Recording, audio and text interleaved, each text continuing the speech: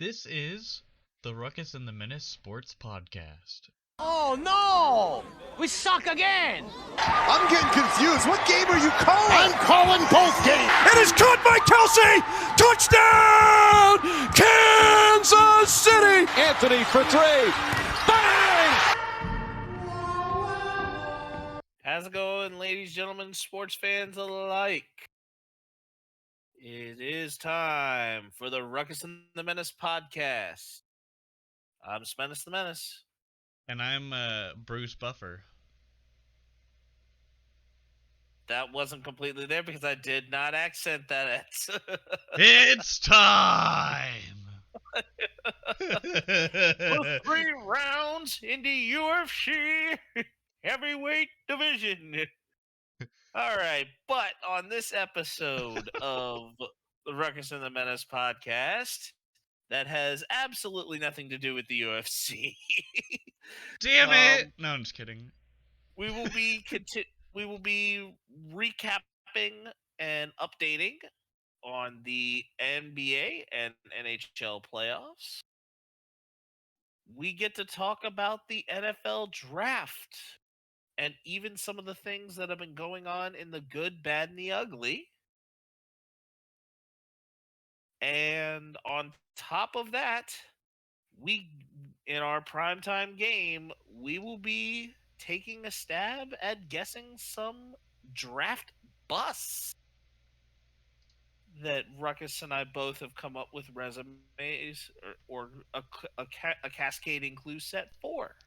Hell Along with naming our studs and duds. With that being said, Ruckus, how you been? I've been doing pretty damn good. As far as the draft that's coming down the line tomorrow, Chiefs Kingdom is gonna be rocking over at Union Station. I am not going personally due to the fact that that traffic's gonna be hell over there. But I'm excited to see it on TV, and hopefully my Chiefs Kingdom trades up in the draft to get Zay Flowers, or who knows what's gonna happen. I feel like it's gonna probably not be as crazy as it was last year, or maybe I'm proven wrong. But last year there was 2 surprise trades, and this year we don't know what's gonna happen really. I'm just hoping we get some good picks in there.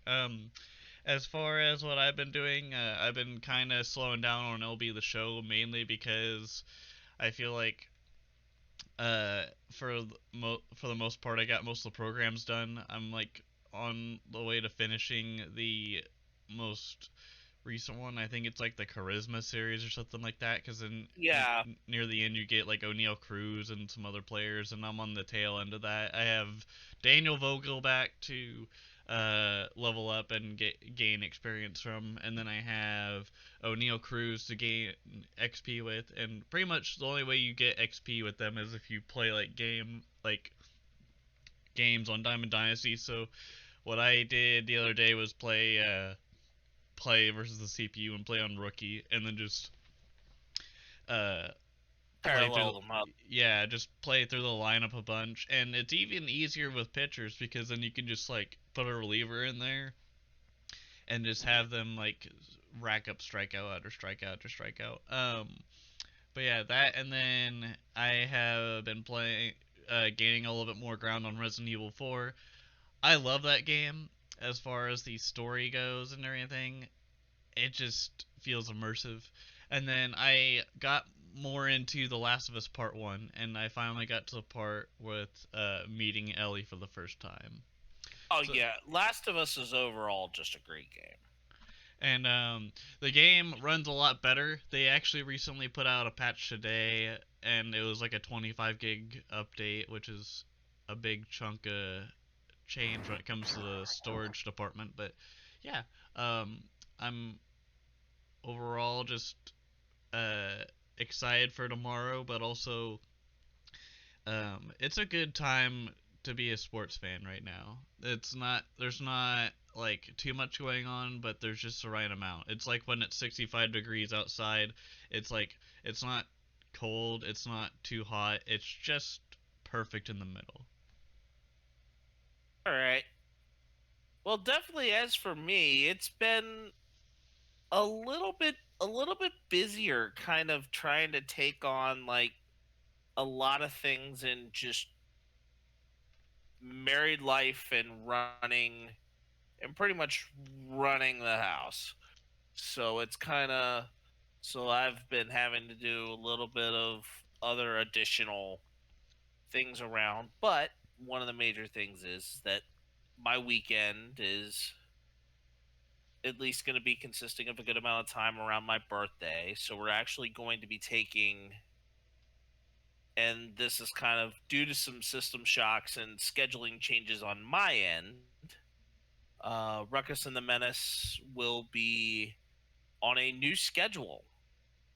And this is also going along with this. I'm putting this in the pregame warm ups as it's on my end.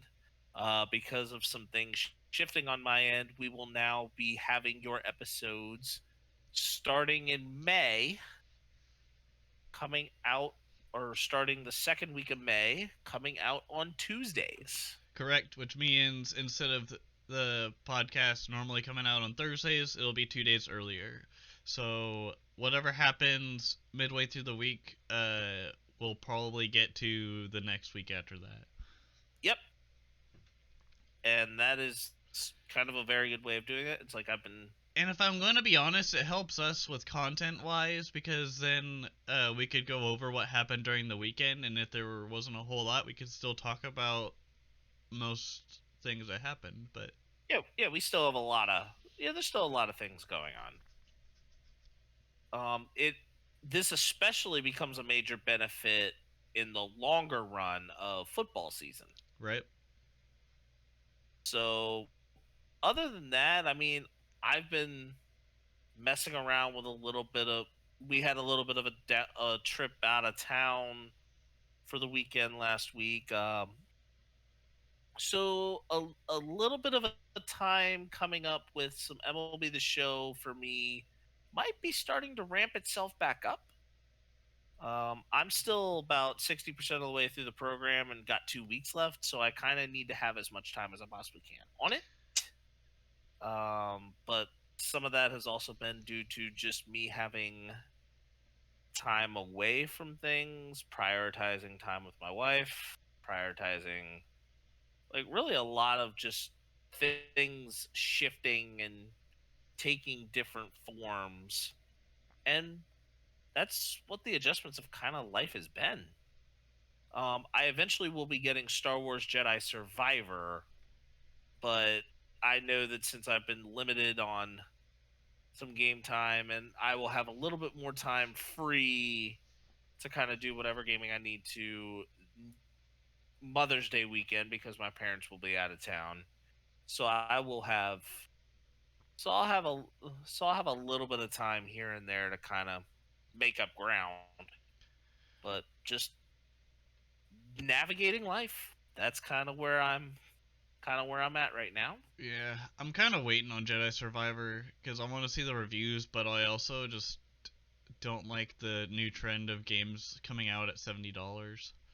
So that's why I'm waiting. I know the games. Oh, I know the games could be good. Um, I don't know if I'm going to get it right away or if I'm going to prioritize me having MLB The Show, being content with what I have, and focusing more on Magic the Gathering Commander, which actually has been quite a fun endeavor. Quite a fun endeavor, and actually playing in, like, taking part in some events as pre-releases every so often to do that. But other than that, I mean, it's just trying to have time balanced out, and learning my what delicate balances I can have for just a standard week of anything at all. Yeah. But it's podcast time. We're kind of we're kind of hitting ourselves right on full cylinders and going right into the starting lineup. And we will kick off with the NFL as a major trade happened just before draft day. Yay. I was waiting for you to kind of just like pick that up. All right. So you guys probably already know what we're talking about, and it's discount double check Aaron Rodgers being traded to the New York Jets for some draft picks. And for the love of God, it finally happened. And now it's time to move along because there's nothing to see here. You can tell I don't give a damn about this trade anymore. It's been a month. It's been a month. Well, we've now found that also the Commanders are set to decline Chase Young's fifth-year option. I saw that. I didn't know how you felt about that, but at the same time, he was pretty much non-existent last season due to the leg. Yep. There are some players who also are set to change their jersey numbers to 0, as now the NFL says you can do it. Notably for Miami, it will be wide receiver Braxton Berrios. Calvin Ridley was the first player to do so, as Jacksonville will have number 0. Wide receiver Paris Campbell will also have number 0. Is Gilbert Arenas making a comeback? With the 00? That was the NBA, but Gilbert Arenas kind of shot himself out of the league with guns rather than basketballs.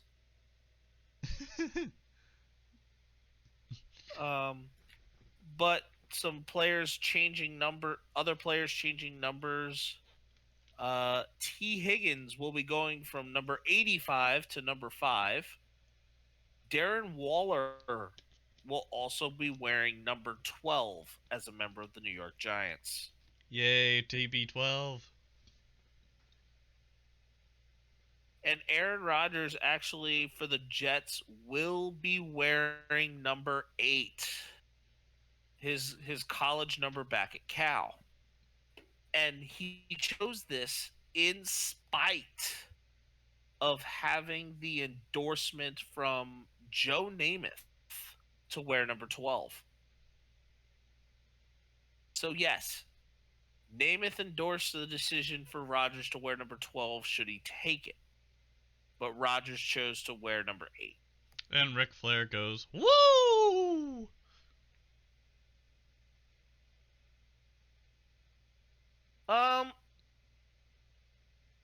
One small question with that there, Ruckus. What in the world did Nate have to do with that?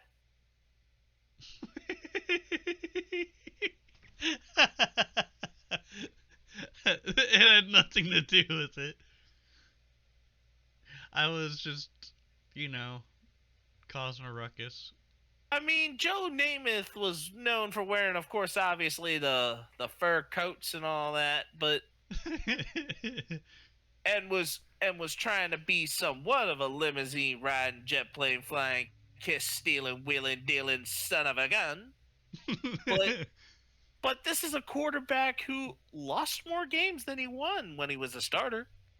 So that does not hold water to a 16-time WWE champion.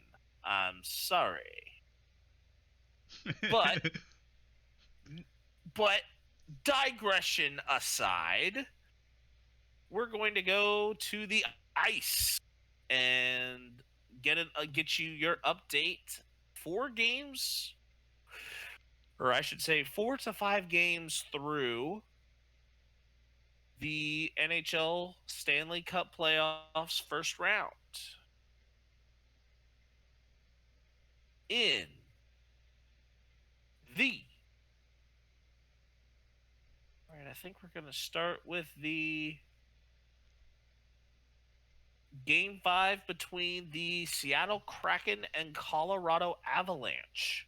There is no score with the series in Game 5 tied at 2 currently in Colorado. The second game today was Game 5 between the Florida Panthers and Boston Bruins, which the Panthers won in overtime. but Boston leads the series 3-2. The Toronto Maple Leafs lead the Tampa Bay Lightning 3-1. The Carolina Hurricanes lead the New York Islanders 3-2. The New Jersey Devils and New York Rangers are tied at 2. The Edmonton Oilers lead the LA Kings 3-2. And if you know your hockey history, this is a Gretzky series, as Gretzky played both for the Edmonton Oilers and LA Kings in his career. The Vegas Golden Knights lead the Winnipeg Jets 3-1. The Colorado Avalanche, I've already updated you on the Colorado Avalanche, and the Dallas Stars lead the Minnesota Wild 3-2. So far, this has kind of gone what I've expected. No teams yet in the NHL have advanced. We shall look at advancement of certain teams in the Stanley Cup playoffs to the semifinals, probably here within the next week or so. And we will be probably on our next recap in the next episode, probably starting the semifinals and maybe even if there's sweeps, seeing updates in the conference finals, seeing updates for teams getting into the semifinals and possibly the conference finals. Shifting gears now to the NBA. We have a matchup. We have a semifinal matchup set up. And that is now currently between the Denver Nuggets and Phoenix Suns. As both the Nuggets and Suns won their series in 5 games. The Nuggets defeating the Timberwolves and the Suns taking care of the LA Clippers.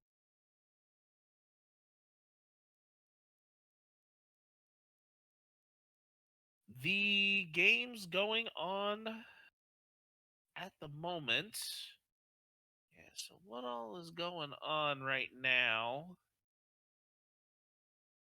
We have the Warriors and Kings are currently tied at 2 with game 5 tonight.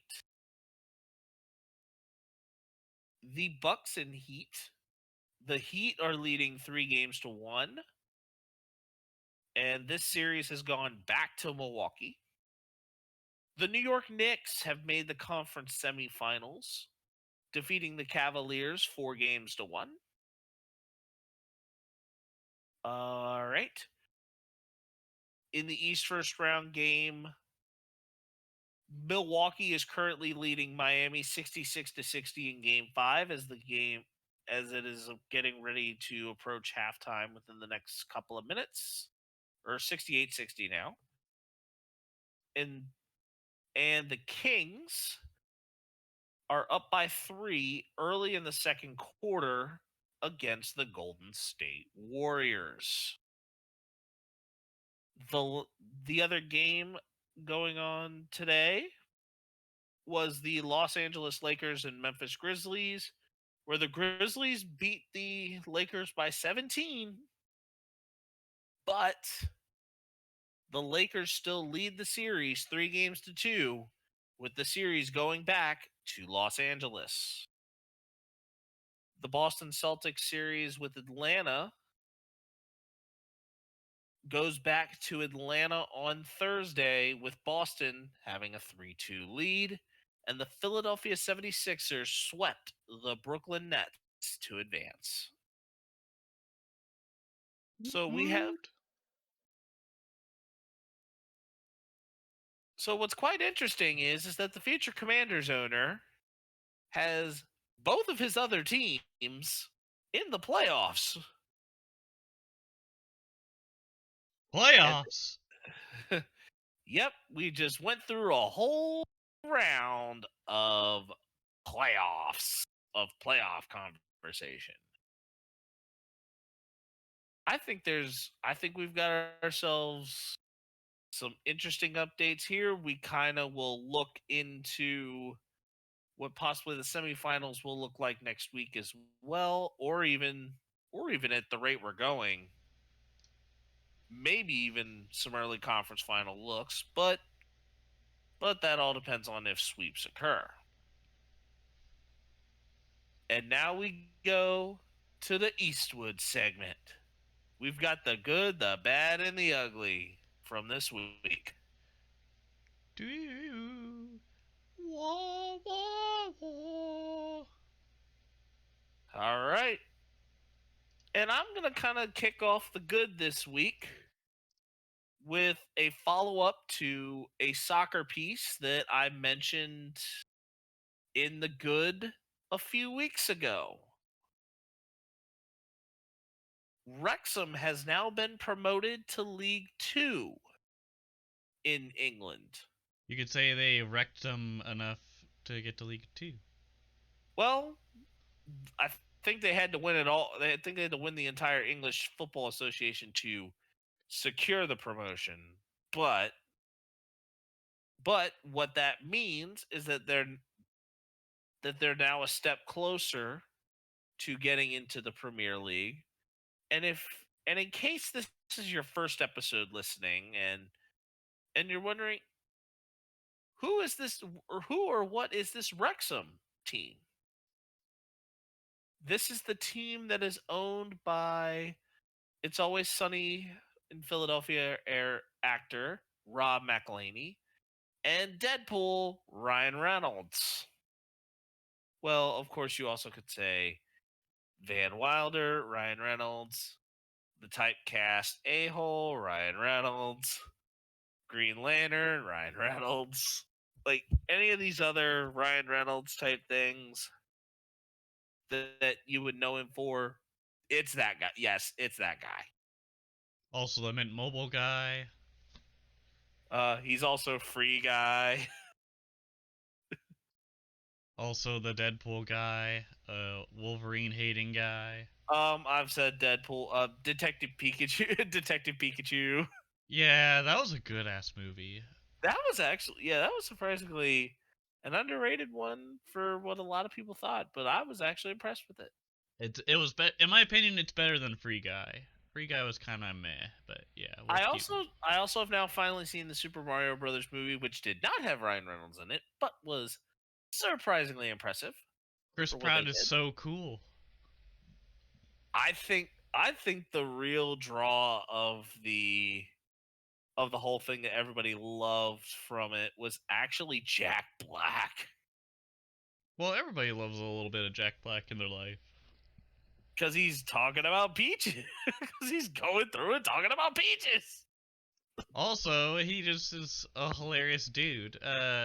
He was really good in the new Jumanji movies that came out a few years back. Yes. I only saw the first one, but Jack Black was he was really good in that one. I liked the first one. I don't remember if the second one was any better, but yeah, pretty good series. Now that we've digressed yet again, but I caused the digression this time. How dare you? I'm the king of causing digressions around here. How dare you take my throne? All right. So, well, Ruckus, I'll let you roll with this one here. What was bad in sports this week? It's bad. I'm okay. Ime Udoka is now hired as Houston's head coach for the Houston Rockets. Close to a year after having an inappropriate relationship in Boston. Well, and this inappropriate relationship led to his suspension and his dismissal from Boston, which resulted in WVU alum and famous West Virginia college basketball coach at this point now, because he's made it all the way up into the NBA as a coach, Joe Mazzulla, who probably I wouldn't be surprised if he eventually wins or has a contention for Coach of the Year.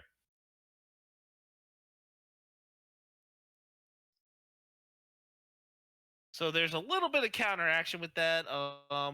Some other NBA awards that kind of happened. Lauri Markkanen got Most Improved Player. Wait, so Paulo that's bad in sports this week? Paulo Banchero, Rookie of the Year. No, I'm saying like it. I'm talking the counteraction with that. I was just kind of like rallying off a couple of things in that as well with some of the other awards, but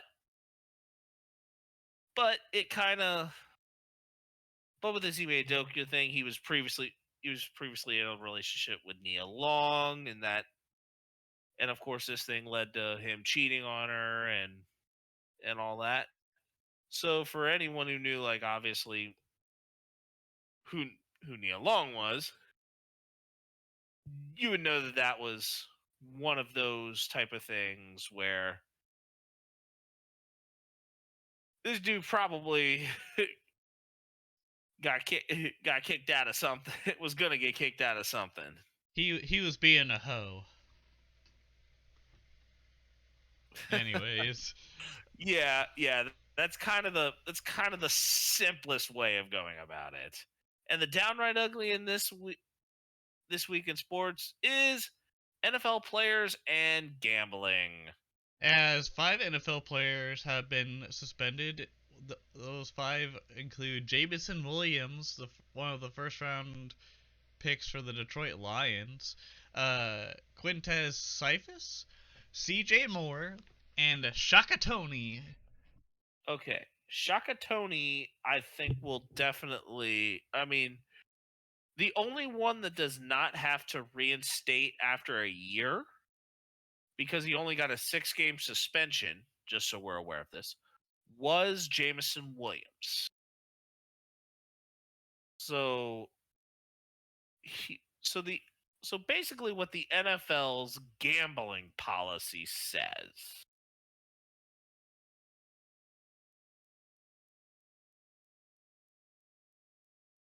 is that the NFL's gambling policy will prohibit anyone in the NFL from engaging in any form of gambling in any club or league facility or venue, including the practice facility.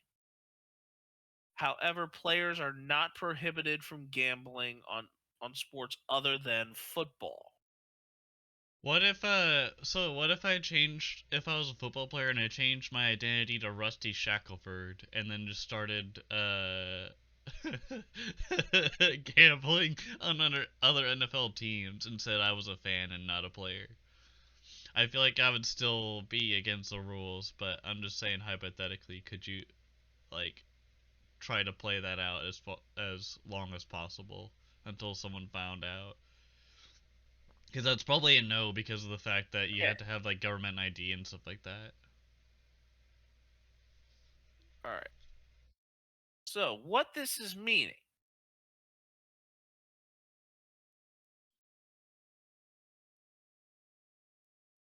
So what ended up coming about of this is that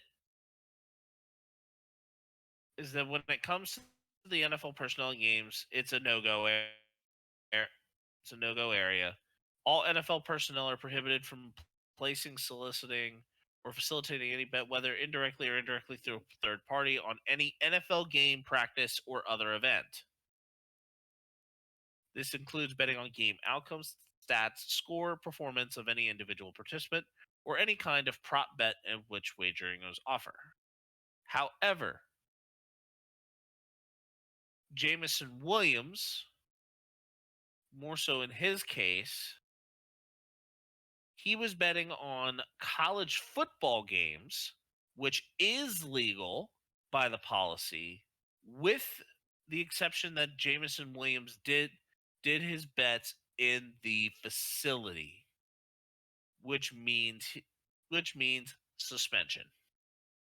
So they kind of went at least a 1-year reinstatement, but it's indefinite on the players that were betting on NFL in the facility, just a la the same punishment as Calvin Ridley, You know what's where stupid it's an about indefinite. this?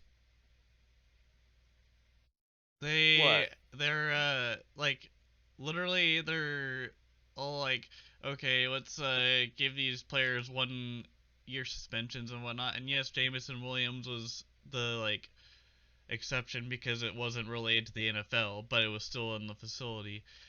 I think it's kind of dumb that they do this in general. Because, like, yes, you could wager money and get millions, but what if your team lost and you bet that your team was going to beat another team?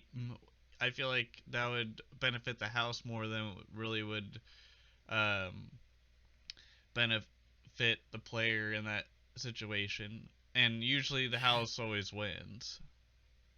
Yeah, but but here's the thing: the player, but still, you wouldn't even be gambling. But still, the NFL is saying if you're trying to bet on an NFL game especially in an NFL facility, don't do it because it ruins the integrity of the game that you're a pro football player in.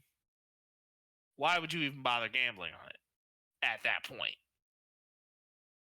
I don't know. But in general, I mean, but still, this is kind of the same thing as asking why in the world did Pete Rose bet on baseball? I mean, you could say the same thing about the Sox. But anyways, so Wait, DraftKings, whoa, you talking the Black Sox scandal? yeah. You better make sure when you're going through that, you better check your socks, whether they were red or they were white. But when you were talking about gambling, I knew that was the White Sox, which was the Black Sox scandal. Yeah. So that's what I said. You definitely, when you say in the Sox, you got to be very careful about that. Well, I'm not going to Boston anytime soon, so I think I'll be okay. But yeah, my point being was DraftKings, the official sponsor of the NFL.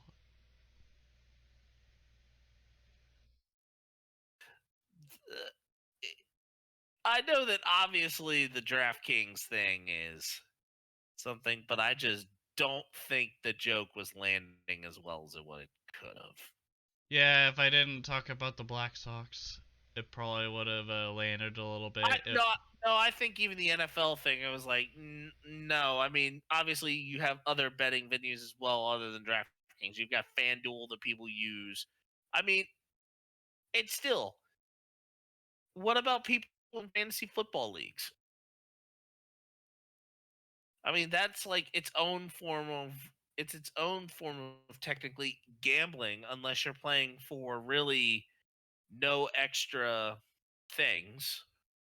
I mean, you're not going based off of odds. You're just going based off of your team that you've built versus like just straight up. Still, if you're in an if you're on an NFL team, why are you even playing fantasy football? Which I believe most of these NFL players are not doing. I mean, but still, these MLB players are playing in fantasy football. Why do you think that Tommy Pham and Jock Peterson got into it?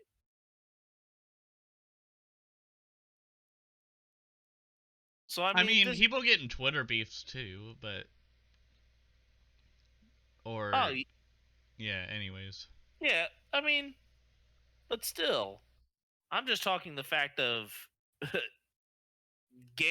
the whole concept of gambling at that point. speaking of which, one of the players that did get suspended, Shaka Tony. That is an interesting name. Yeah. It sounds like he's literally like using Thor's hammer or like some type of Sith technology that just shocks somebody. And maybe it's Tony, who knows? Gotta shock a Tony, I guess. Anyways, we You digress. are grasping for straws on the quotable. You are grasping for too many straws. Like, just too many. All right, so now we get into the high heat. NFL Draft Part 2. We are talking about notable prospects by the position. We did not do kickers and punters because there is not a very high likelihood that many of them are going to get drafted. But at quarterback, we obviously have Bryce Young, CJ Stroud, Anthony Richardson, Will Levis. No, some later round ones, obviously, Hendon Hooker, Stetson Bennett. And in the Division II cause, Shepherd University's Tyson Bagent. And I will let Ruckus go ahead and take on the running backs, wide receivers, and tight ends. All right, sounds good. All of a sudden I had a voice crack there. All right, so my homie running backs, Vajon Robinson or Bijan Robinson, um, Jameer Gibbs. What isn't in here on the slide also could be Deuce Vaughn, and I think that's it for running backs as far as I could see. Yeah, this class isn't very running back heavy. And then for our wide receivers, JSN, which Jackson Smith and Java, we just put JSN here just kind of as a easier way to say it. okay, and then Jordan Addison, Zay Flowers, Josh Downs, and Quentin Johnston. Now, Jordan Addison also has ties to the East Coast as he is originally a Frederick, Maryland native. Um, yeah, so pretty much he grew up about 45 minutes from where I'm at. While Bajit was kind of right there in my backyard. We had to go a little bit of a ways for Jordan Addison. Yeah. And then for the tight ends, we have Michael Mayer. My favorite out of this draft has to be Dalton Kincaid, just from looking at his combine tape. And then Darnell Washington. All right. So I will say that the offensive line probably has more tackles that are going to be kind of in that realm of being near the top. For the defensive ends, there's obviously going to be more D linemen. It's probably going to favor a little more to the outside than the inside with edges and D ends, D tackles. But Will Anderson and Jalen Carter are kind of those projected top 5, top 10. A couple of other guys in there possibly being named. There was a lack of linebackers in this class that really nothing majorly stuck out talent wise at the linebacker position. DBs that are kind of big names are Devin Witherspoon, Christian Gonzalez, and Joey Porter Jr., the son of the former Steelers linebacker. So some more second generation talent. And with that, and with all of this said, we're going to kind of make some prognostications about some of the early things and even and maybe a touch on a little bit of the late when we in our color commentary segment called Mocking It Up. All right. So, with the first pick, we feel that the Carolina Panthers should select CJ Stroud. Yes, I believe that CJ Stroud compared to Bryce Young is going to be a little bit more of a complete package for Carolina rather than Bryce Young, bigger, strong, a little bit stronger arm, probably a little bit more basis with Ohio State. I mean, Ohio State quarterbacks, the tough part about that is that they've had a little bit of a mixed bag when it comes to productivity and success, especially over the last 20 years. Yeah, because of Terrell Pryor was like a big proponent of that, and then also Justin Fields as well. Well, I was going to say you start with Troy Smith. You kind of go Troy Smith, who becomes a late round pick for Baltimore. Oh yeah, Heisman Trophy winner that didn't even get picked in the first round. Then you have Terrell Pryor, who had to convert to wide receiver just to make any sort of thriving. God rest his soul, Dwayne Haskins.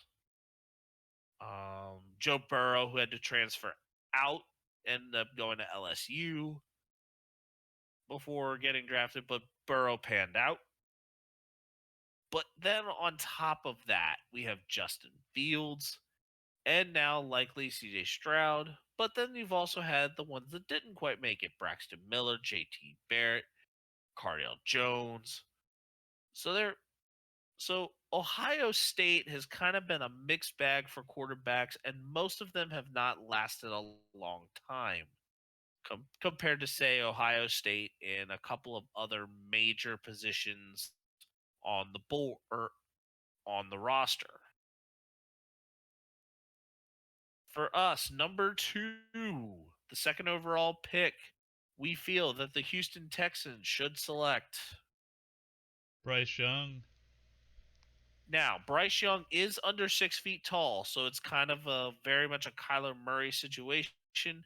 Bryce Young kind of based a little bit more in the South compared to Stroud. Alabama quarterbacks, I mean, are a little bit of a mixed bag. Granted, you have Joe Namath. I believe even Terry Bradshaw was an Alabama quarterback as well. So you get a little bit of a mixed bag, but Bryce Young should show that he's kind of decent enough for it. With no potential of trading the third overall pick in this deal, the Arizona Cardinals will select with the third overall pick, or we feel they should select with the third overall. On your Terry Bradshaw comment, his college days were at Louisiana Tech. Oh, Just was it for Louisiana? yeah, Oh yeah. according to Oh yeah. Wikipedia. Yeah, I thought it was Bama, but Anyways, the was, number 3 pick we picked Will Anderson. yeah, that could be some. That also could be something. I mean, Will Anderson, that need of an edge. Yeah, kind of that need of an edge. Yeah, it actually was Louisiana Tech. Oh, wow, my bad. But I knew that he was down there in that area. But I mean, I think it was but I know Namath was Alabama. But Will Anderson, I I do not believe that Arizona will trade this pick because they would have to trade away for it. Because I don't think you would get a first round pick of DeAndre Hopkins unless they had something really, really iconic come in. It would have to be like a huge name. Be like maybe if it were Odell Beckham about 6 or 7 years ago, maybe you consider this. You consider trading away that pick. But I would say that Will Anderson is probably going to be the best pick for them. Getting used to that, setting that edge that Arizona needs as far as disrupting pass rusher or disrupting quarterbacks and kind of cover the bases. But I know Arizona will have multiple needs. And with the fourth overall pick, we feel that the Indianapolis Colts will select Anthony Richardson. Now, this is where big quarterback plus combine beast equals. This is where he's going to end up compared to some of these other quarterbacks on the board. He's going to outshot. He's outshone Will Levis in the combine. Some of these teams are going to be picking combine warrior or combine beasts. And Anthony Richardson was definitely one of those true definitions of it. And he will go to Indianapolis. We initially thought we were going to see Will Levis go here, but I think another team is going to take him outside the top 10. We feel that Seattle will select Jalen Carter in spite of all of the legal trouble and stuff relating to a single vehicle accident that was there while he was racing. We feel that the 6th overall pick for Detroit will be Devin Witherspoon to kind of cover the trade, to kind of offset the cost of the trade for Jeff Okudah to the Atlanta Falcons. The first two offensive linemen will come off the board at 7 and 8, with Paris Johnson and Peter Skoronski going respectively. And then Darnell Wright and Tyree Wilson will round out the Bears and Eagles top 10 picks. However, Ruckus, we have some notable picks and thoughts that we could have for outside the top 10. That is correct. What you got? All right, so as far as my Chiefs fans and Chiefs Kingdom alike, I've got a treat for you. I have some predictions, such as I believe the Chiefs will either trade up into the 20s or late 10s for a wide receiver, or find what's left in the wide receiver room at 31. It could be Quentin Johnston of TCU, or maybe Zay Flowers. There was a rumor a few days ago that Zay Flowers took a last-minute trip to Arrowhead and worked out with Mahomes after they worked out with him in Texas with the rest of the Chiefs squad, because there was a workout with the new and the old Chiefs wide receivers that are still on the team, and newcomers like Richie James and many other young studs. And yeah, who knows? I think I wouldn't be surprised if we go early and try to trade up, but at the same time, I wouldn't be surprised if we maybe went for D Hop or something, or I don't know. We'll just see what happens. I'm just gonna see what happens and not try to get my hopes up, because I really want us to get like a decent wide receiver, like someone that we could make wide receiver 2 or 1, or at least be dynamic with the other people in our room that we have currently. I know what you're trying to do here with the Chiefs. You're trying to think of trading up, but at the same time, who would you be looking to if you were thinking of moving up? And more than likely, picks may not be justifiable here. Who do the Chiefs have that they could honestly say, "Hey, I'm gonna give this person away," and say, "Sorry, sucker, you're gonna be going up. You're gonna be kind of out of play here." And really, what do the Chiefs have that they can give up to try and trade up? They could probably uh do like one of their third rounders or fourth or fifth rounders, plus maybe give up Clyde Edwards-Helaire, since they were talking about him being open to being traded, like I think near the end of last year before the season ended. So you Clyde could. Edwards-Helaire is not worth a first round pick. You would have to trade 31 possibly along with it just to even try and come close. And I think even then that the amount that you're thinking that they're going to trade up may be too large of a swing.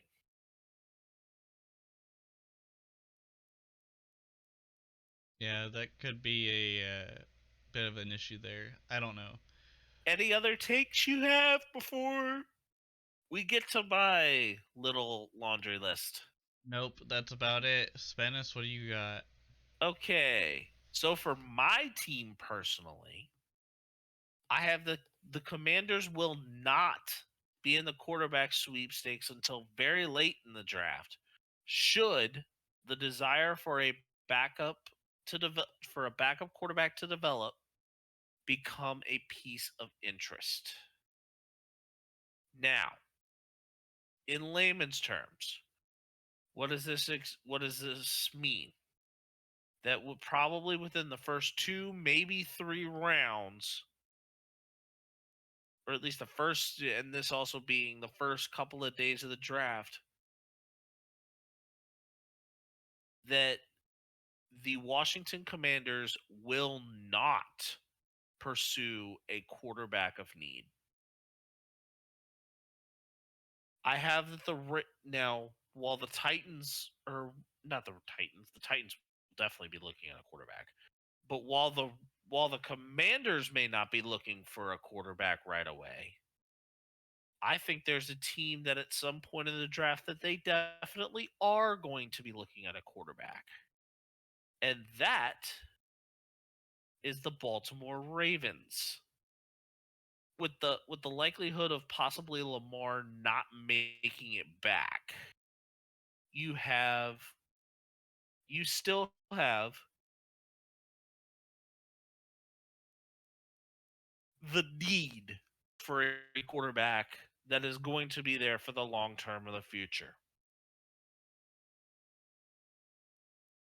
Or the Ravens could possibly just trade for one.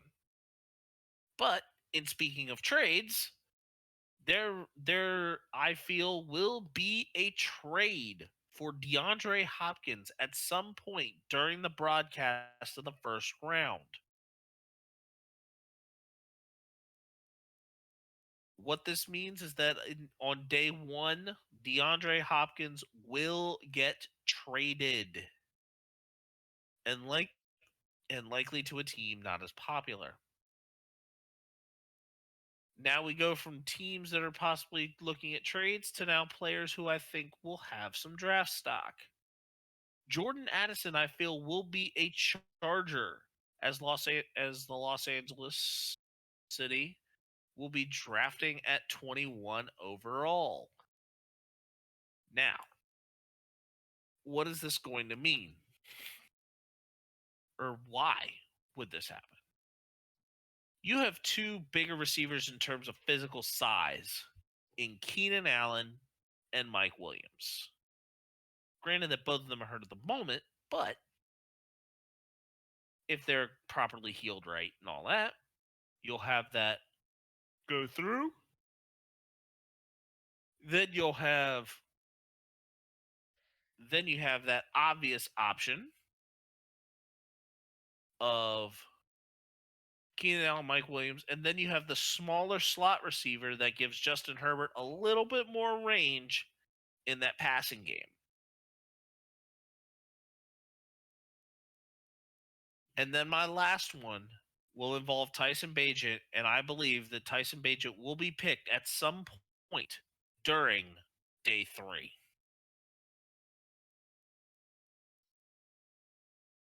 All right, we ready to do our prime time? Yep, we are going to prime time. And previously last week we had a simple little NFL draft fill in the blank. And this week we are doing Name That Draft Bust. And this time it won't just be me answering questions. I will also be giving some questions to Spinnis. We both have 3 rounds. Yep. And it's cascade scoring. Most points wins. All right. So, Ruckus, which draft bust are you wanting from me first?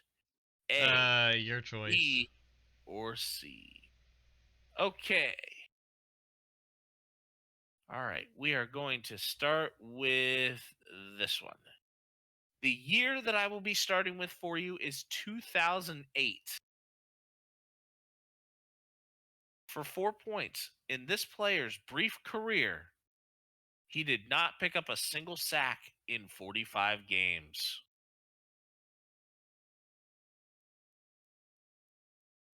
Am I allowed to ask for his position? Now, if he did not pick up a single sack, this is expected to be an edge. Okay. Yeah. Next clue, please. Number 3, this Ohio State Buckeye had a 14 sack season and was a combine beast. Is this Don Terry Poe? Nope. For 2 points. The season and the combine beastliness resulted in the New York Jets picking him up in the first round at the 6th overall pick in the 2008 draft.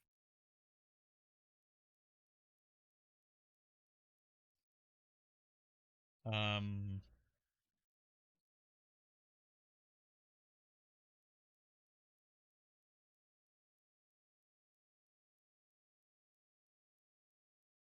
I don't know. For 1 point, though Matt Ryan and Darren McFadden were already off the board during the time that this player was selected, notable players in the draft class that were picked after this player were Dominique Rogers-Cromartie, Aqib Talib, and Joe Flacco in the first round. And in the second round, Matt Forte and Deshaun Jackson were selected. The 2008 NFL Draft, 6th overall pick to the New York Jets.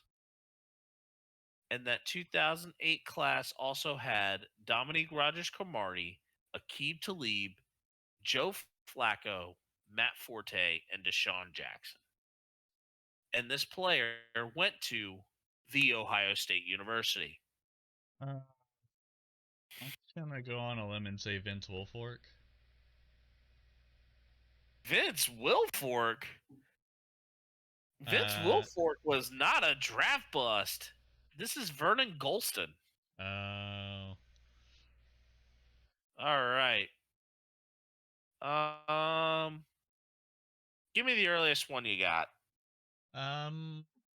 Well, I'll do.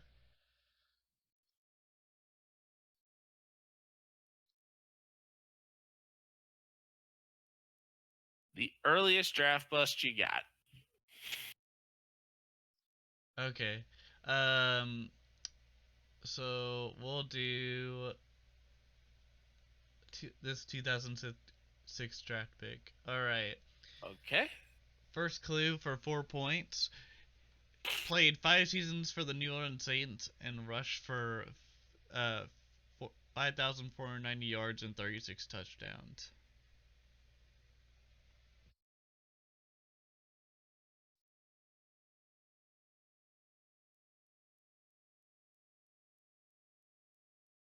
Reggie Bush?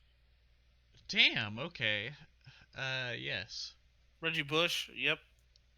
That would be the 2006 second overall pick.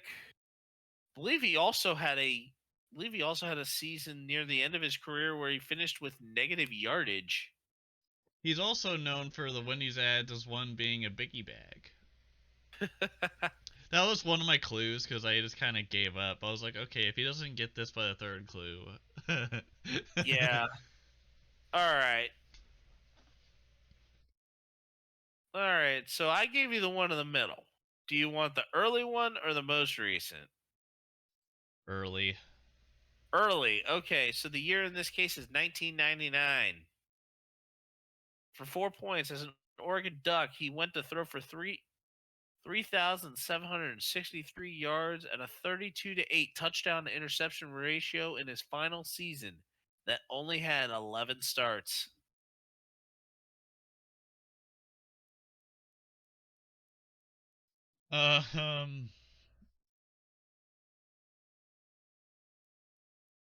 Next clue. For 3 points, in only 22 games in his NFL career, he finished with as many fumbles as he did interceptions.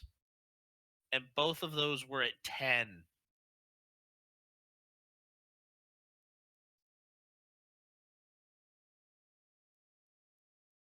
Next one.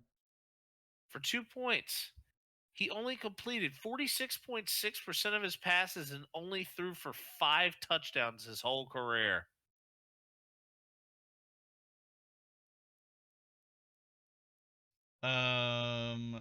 Yeah, I'm lost. Okay, for 1 point, the Bengals in 1999 decided to go all in on him with the third overall pick instead of accepting the New Orleans Saints and Mike Ditka's trade proposal of his entire draft for the opportunity to get Ricky Williams, the Heisman Trophy winner for that draft class.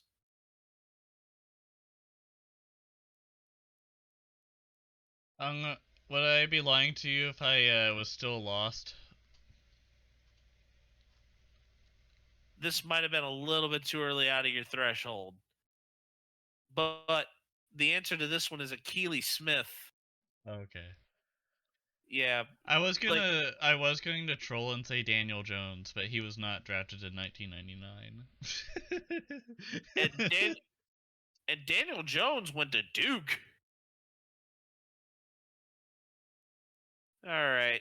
I'll take that other 06 one. All right.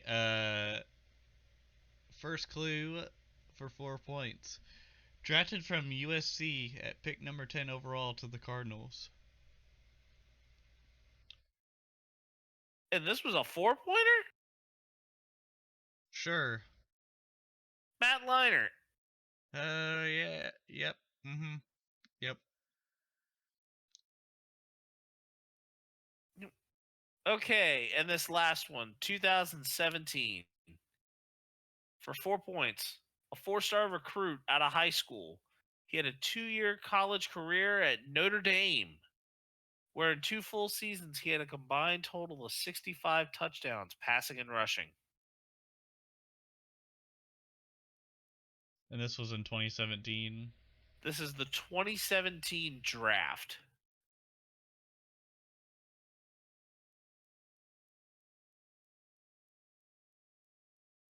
Um.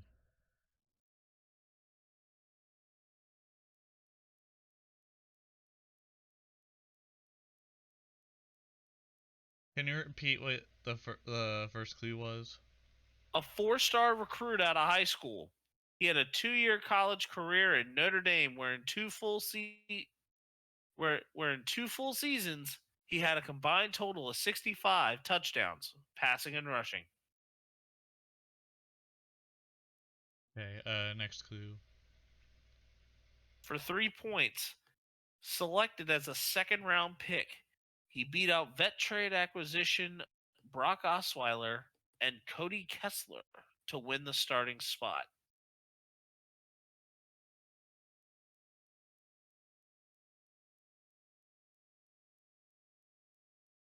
Who's Davis Mills? Nope. Okay.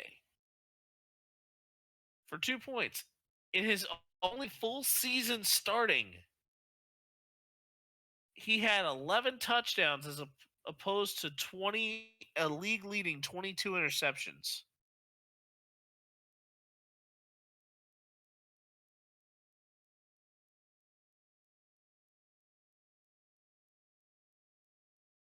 Um. Shoot.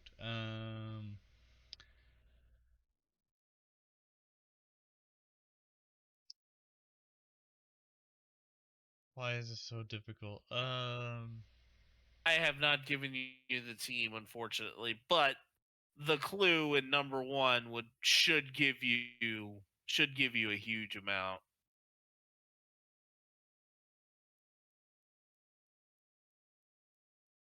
Oh, it's number 1. For 1 point, never won a whole game in his whole career as a starting quarterback. Granted that one of his years on a team, or one of those years of his career, was on the team that most recently went winless in a season.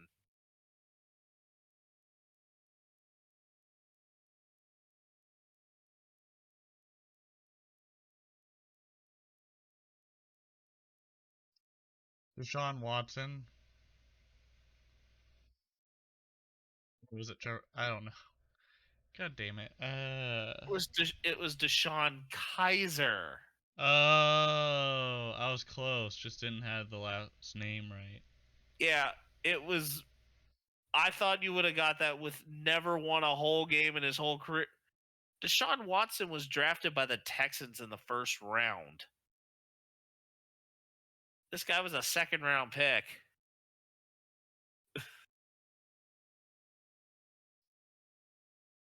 All right, what's my last one? All right. This one is in 2014. So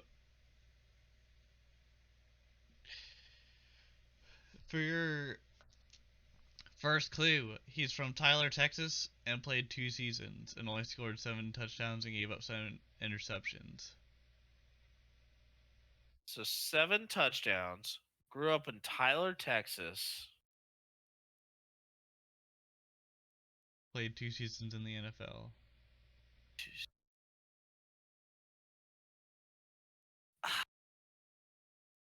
I think I gotta move to the 3.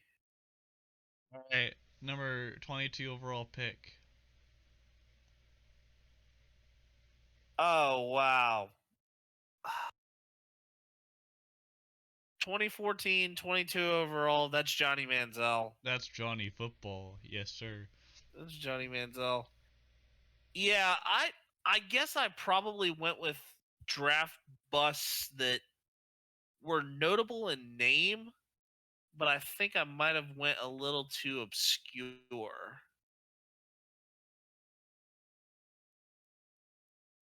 I also made the mistake of watching a video about the 2018 draft bus. Cause I was just like, because that whole time with the 2017 one, I was like, shit, it's not Sam Darnold, and it can't be Josh Rosen, and it can't be other QBs because that was 2018. That was a year after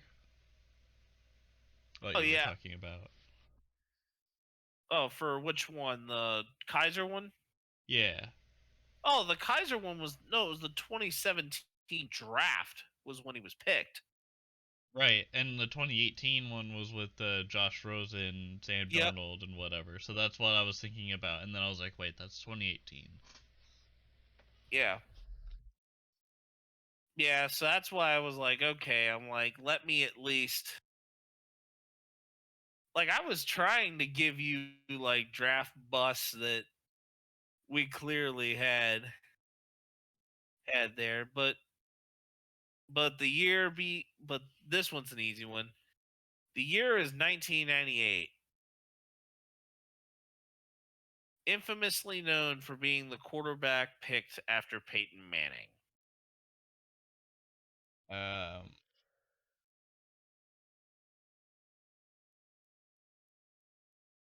God damn it! Why am I Philip Rivers? Wrong Manning. Wrong Manning. Philip Rivers was picked after a Manning, but this was Eli. That was Eli. Granted that this did also involve the Chargers, too.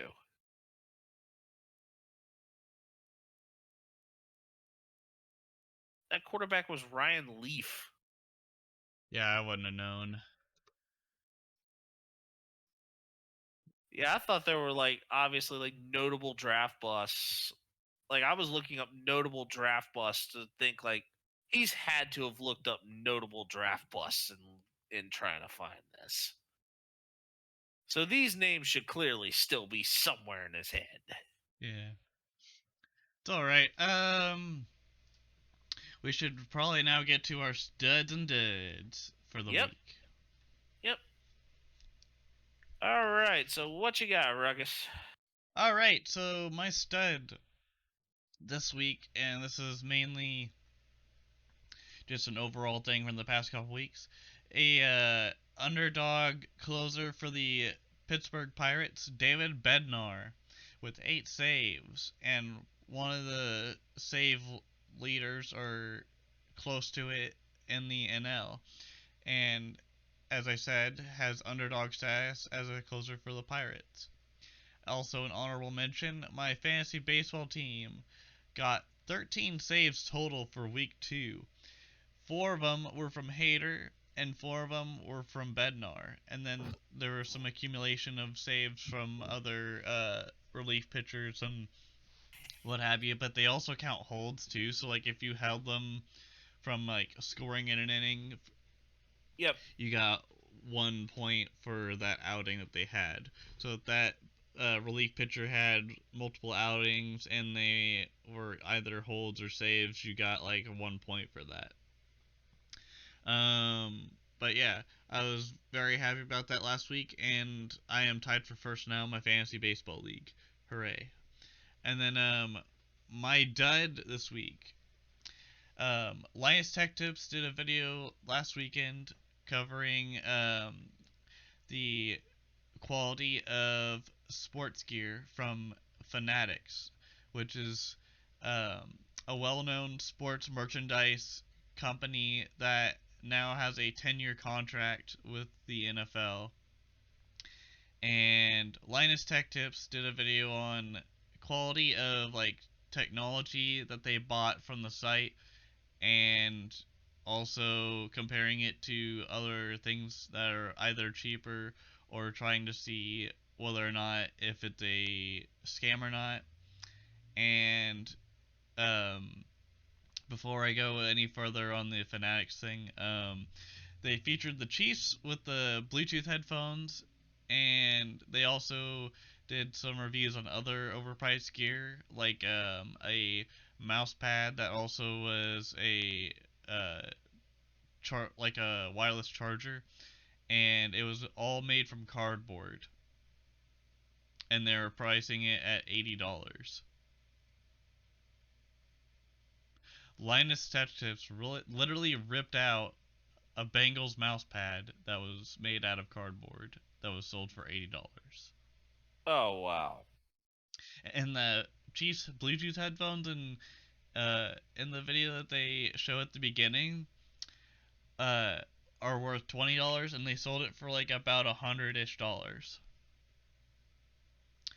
because all they had to do was put a sticker on it and then say that it was NFL authorized or whatever, authentic. But yeah, NFL Fanatics was called out on that tech video, and not only do they do merchandise for the NFL, they do it for pretty much any sport you can name, and they're like they're a huge company, obviously. But yeah, that's Yep. my dud, and yeah, studs for David Bednar and my fantasy baseball team.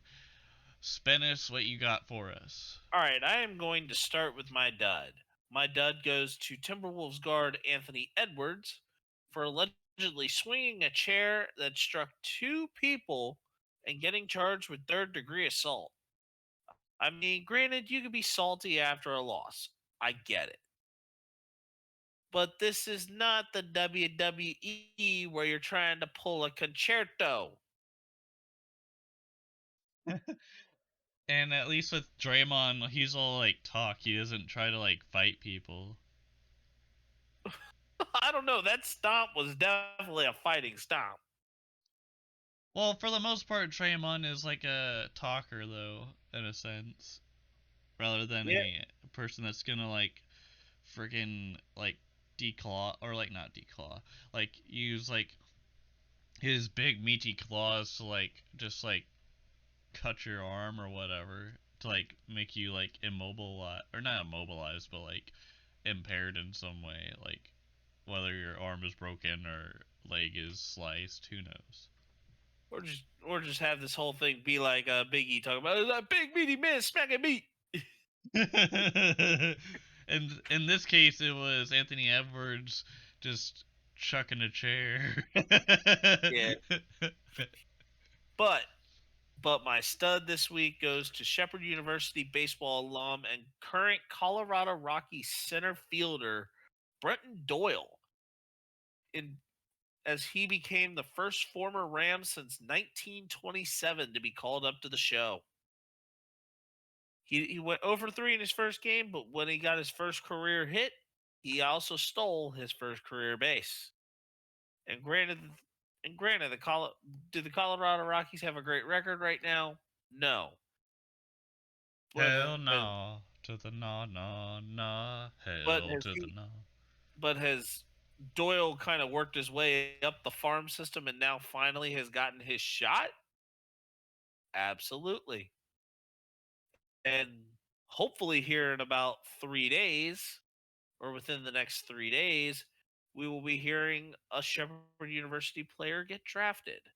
So there's there's something, and these D2 players can kind of hang around and play well even with the big boys of D1.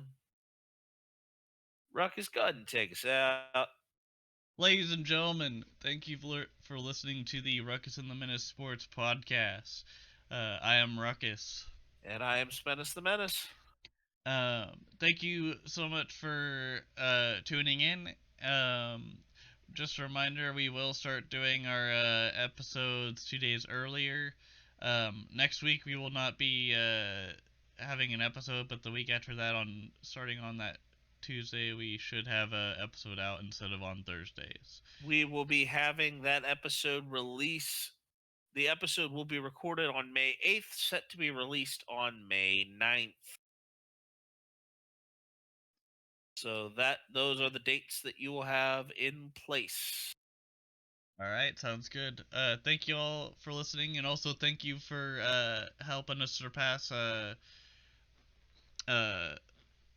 mainly just getting high amounts of views on the last episode. We hit about 20 views, which isn't really much to sniff at, but it's good for a starting channel that had started this journey really like about a year ago, and we're not like run by big companies or anything like that to do like sponsorships or like high growth at like short times. This is I'm happy about it, and I was also excited to see that Spotify is growing a little bit too. So, woohoo! Anyways, thank you guys for listening once again to the Ruckus and the Menace Sports Podcast. We'll talk to y'all later. See ya. Yep, deuces.